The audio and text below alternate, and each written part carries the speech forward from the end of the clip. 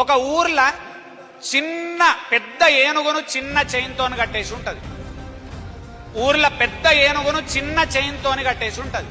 ఊర్లో కుగ్రామంలో కట్టేసి ఉన్నప్పుడు ఏంది తెలుసా, నాలాంటోడు హైదరాబాద్ నుంచి వస్తాడు, వచ్చి చూసి గంత పెద్ద ఏనుగును గింత చిన్న చైన్తోని కట్టేస్తావురా అని ఫీల్ అయ్యి, మనసులో ఫీల్ అయ్యి మావటి వాని దగ్గరికి పోతాడు.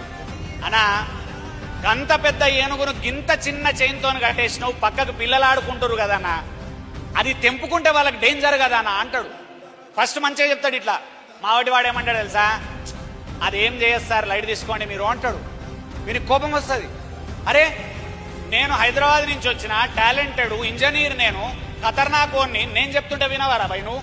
మనసులో కోపం వచ్చి ఏమంటాడు, అది చిన్న చైను పెద్ద ఏనుగు ఇట్లా అంటే తెగుతుంది, ఇట్లా అంటే తెగుతుంది, తెగి పిల్లల మీదకి పోతే డేంజర్ అవుతుంది అని అంటే సెకండ్ టైం మళ్ళీ మావటి వాడు అంటాడు, అదేం చేయస్తారు తెంపుకొస్తారు అంటాడు.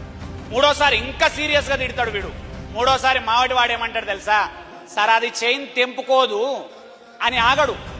అది చైన్ తెంపుకోదు, ఎందుకు తెంపుకోదు తెలుసా సార్ అని అడిగి ఆన్సర్ చెప్తాడు.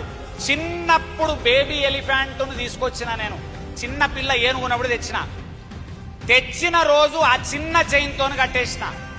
కట్టేయంగానే అరే నన్ను ఎక్కడి నుంచో తెచ్చి కట్టేసిండు వీడు అని అనుకోని ఏనుగు ఆగలేదు, తెంపుకునేటందుకు ట్రై చేసింది. ఎన్నిసార్లు ట్రై చేసింది?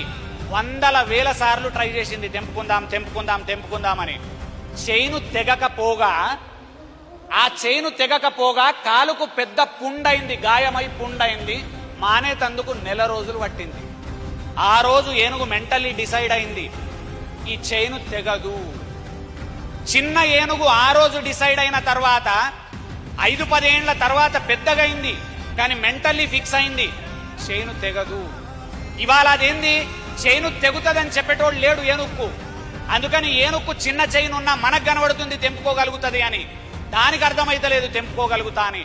సేమ్ ఎగ్జాంపుల్ మిడిల్ క్లాస్ వాళ్ళది కూడా ఇదే ఎగ్జాంపుల్.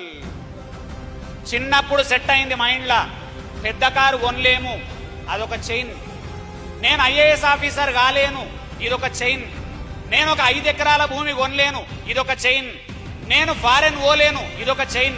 నేను ఇండియాలో ఇంతకుముందు చెప్పిండు సుధీర్, అద్భుతమైన స్పీచ్ చెప్పిండు, ఏదన్నా ఒక ప్రోడక్ట్ ఇన్నోవేషన్ చేసి కనిపెడతా. నేను నారాయణఖేడ్ నల్లబాగ్ సిర్గాపూర్ నుంచి వచ్చిన, కానీ నా పేరు ఇండియా వైడ్ మారుమోగాలి ఆ ప్రోడక్ట్ తోని అని అనుకోకుండా నేను చెయ్యలేను అని అనుకోవడం ఒక చైన్. ఇట్లాంటి చైన్లు 100,000 ఉన్నాయి ఇక్కడ లోపల. దానివల్ల మనుషులు బాగుపడరు అన్నాడు.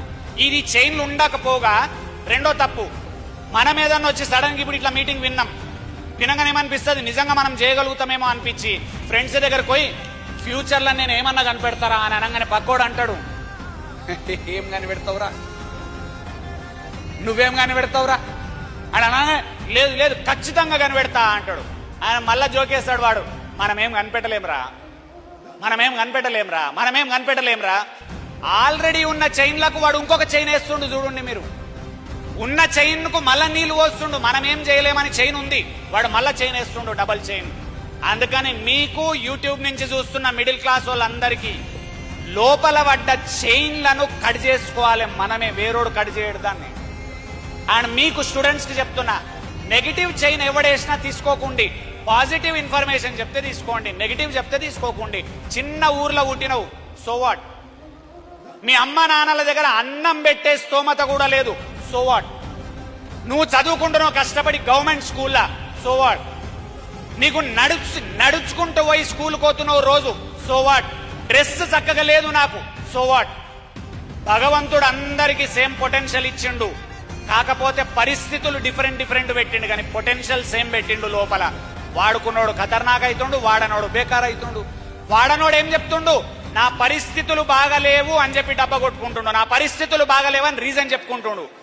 సిగ్గనిపించట్లేదు? పరిస్థితులు అట్లనే ఉంటాయి, మారాలే కదా, మార్చాలే కదా నువ్వు.